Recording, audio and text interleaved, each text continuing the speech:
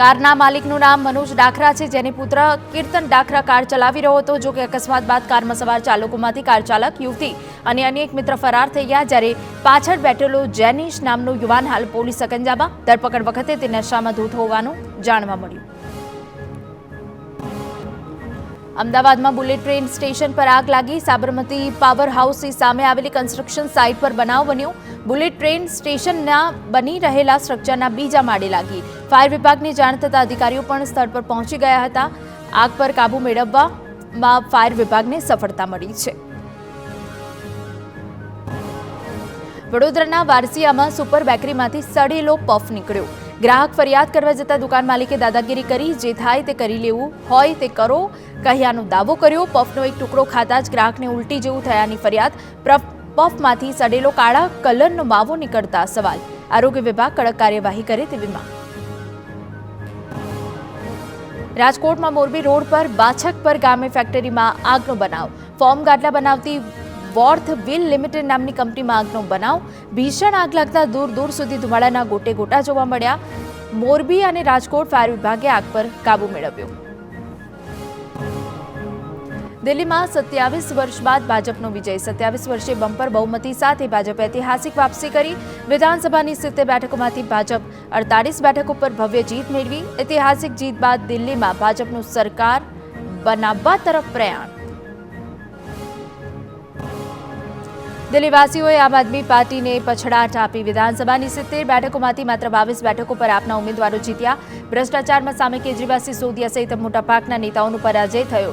બીજી તરફ કોંગ્રેસો પર સફાયો થયો। સતત ત્રીજી વખત કોંગ્રેસ એક પણ બેઠક ન જીતી। દિલ્હીના પૂર્વ સીએમ અને આપના રાષ્ટ્રીય કન્વીનર કેજરીવાલ નવી દિલ્હી બેઠક પરથી ચૂંટણી હારી ગયા। ભાજપ ઉમેદવાર પરવેશ વર્માએ કેજરીવાલને 3000થી વધુ મતોથી હરાવ્યા। કેજરીવાલની નવી દિલ્હી બેઠકના 20 ઉમેદવારોએ પોતાની ડિપોઝિટ ગુમાવી। તેમને મળેલા મતો 2 અંક સુધી પણ પહોંચી ન શક્યા। દિલ્હીના પરિણામો બાદ ગાંધીનગર કમલમમાં ઉજવણી કરવામાં આવી। કેબિનેટ પ્રધાન ઋષિકેશ પટેલે કહ્યું, જુઠ્ઠાણાનો અંત દિલ્હીની પ્રજા લઈ આવી। હવે દિલ્હી વિકાસી રાજનીતિ તરફ આગળ વધશે। 10 વર્ષમાં દિલ્હી અને દિલ્હીવાસીઓએ અનેક કષ્ટ સહન કર્યા। દિલ્હીમાં પ્રચંડ વિજય બાદ અમદાવાદમાં ભાજપ કાર્યાલય પર જશ્નનો માહોલ જોવા મળ્યો।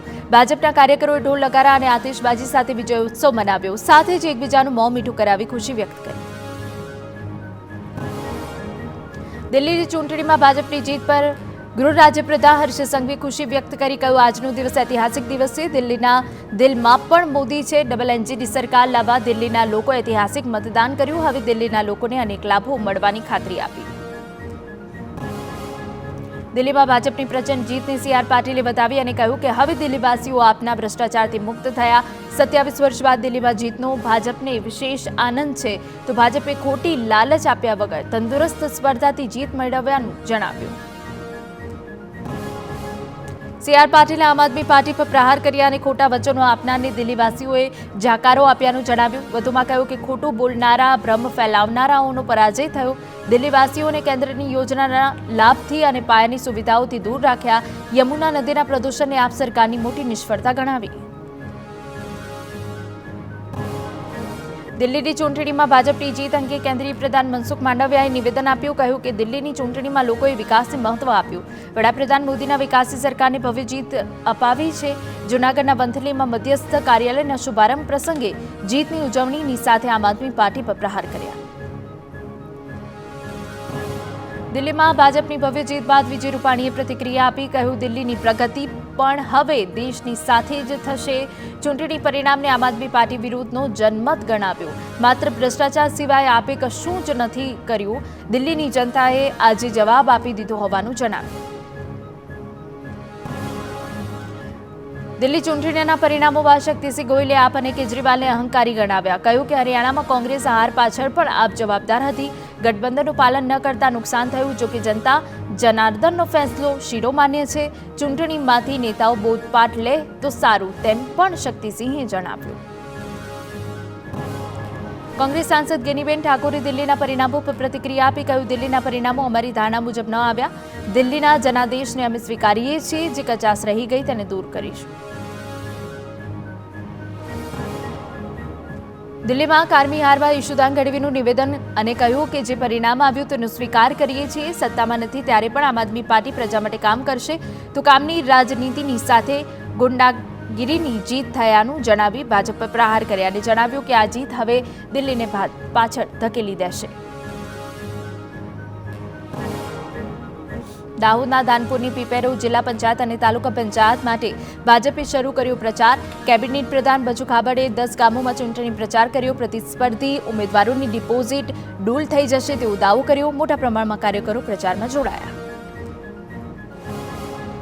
રાજસ્થાનમાં લકી ડ્રોના આયોજકો સામે પોલીસ ફરિયાદ. દિયોદરના રાંટીલા ગામે રામાધણી ઇનામી લકી ડ્રોના આયોજકો યોજવાના હતા લકી ડ્રો. જો કે પોલીસના ડરથી રાજસ્થાનના નિમતલાઈ ગામે લકી ડ્રો યોજ્યો હતો. શરતો મુજબ લકી ડ્રો ન યોજાતા અને ફરિયાદીને ઇનામ ન મળતા ફરિયાદ નોંધાવી. રાજસ્થાનના મંડાર પોલીસે વાસણાના એક રહેવાસી સહિત 5 આયોજકો સામે ગુનો દાખલ કર્યો.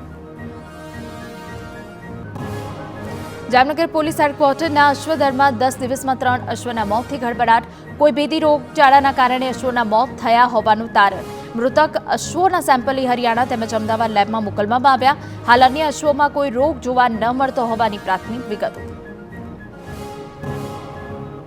ભારત ઇંગ્લેન્ડ વચ્ચેની વન ડે મેચની ટિકિટનું થશે ઓફલાઈન વેચાણ. આવતીકાલથી 11 ફેબ્રુઆરી સુધી 10 થી 6 વાગ્યા વચ્ચે ટિકિટ મેળવી શકાશે. ગેટ નંબર 1 પરથી 1000થી વધુ ભાવની ટિકિટો ઓફલાઈન મેળવી શકાશે. નરેન્દ્ર મોદી સ્ટેડિયમમાં 12 ફેબ્રુઆરીએ બંને વચ્ચે વન ડે મેચ રમાશે.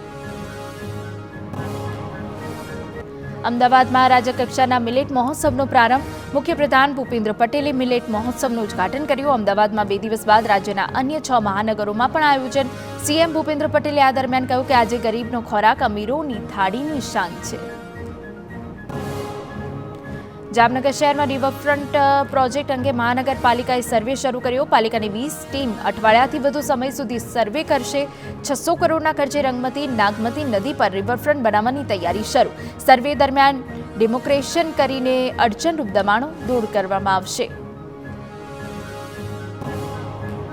પાટીદાર આંદોલનકારીઓ પરથી કેસ પરત ખેંચવા મુદ્દે પાસ કન્વીનર સતીશ પટેલનું નિવેદન. કહ્યું ભાજપમાં જોડાય એના જ કેસ પાછા ખેંચાયા છે. સામાજિક સેવા કરનારના કેસ હજુ પરત નથી ખેંચાયા. 25 પાટીદારો પર કુલ 7 થી વધુ કેસ આજે પણ ચાલી રહ્યા હોવાનો દાવો. પાટીદાર આંદોલનના કેસ પાછા ખેંચાતા માલધારી સમાજે ઉઠાવી માંગ. માલધારી સમાજના યુવા આગેવાને સરકાર પર શાબ્દિક પ્રહાર કર્યા અને માલધારી સમાજ સાથે અન્યાય થયાના આક્ષેપ કર્યા. કહ્યું કે રાજદ્રોહ જેવા કેસ પરત ખેંચાય તો માલધારી સામેના કેમ નહીં.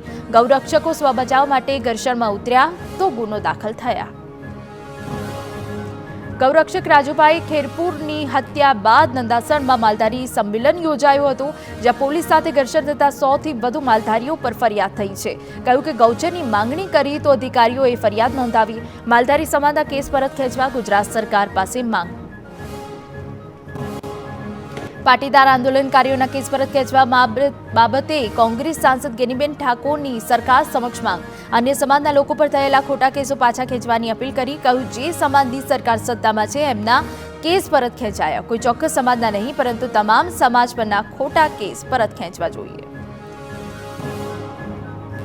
અંબાજી કોરિડોરને લઈ પોલીસ વડા અને ધારાસભ્ય વચ્ચે બોલાચાલી. ધારાસભ્ય કાંતિ ખરાડી અને એસપી વચ્ચે જાહેરમાં રકઝકના દ્રશ્યો સામે આવ્યા. જેમાં કાંતિ ખરાડીએ કહ્યું કે વૈકલ્પિક વ્યવસ્થા નહીં થાય તો અંબાજીમાં કોઈ મંત્રીને પ્રવેશવા નહીં દેવાય. તો એસપીએ પર વળતો જવાબ આપ્યો કે ખોટી ધમકી આપવાનું બંધ કરો.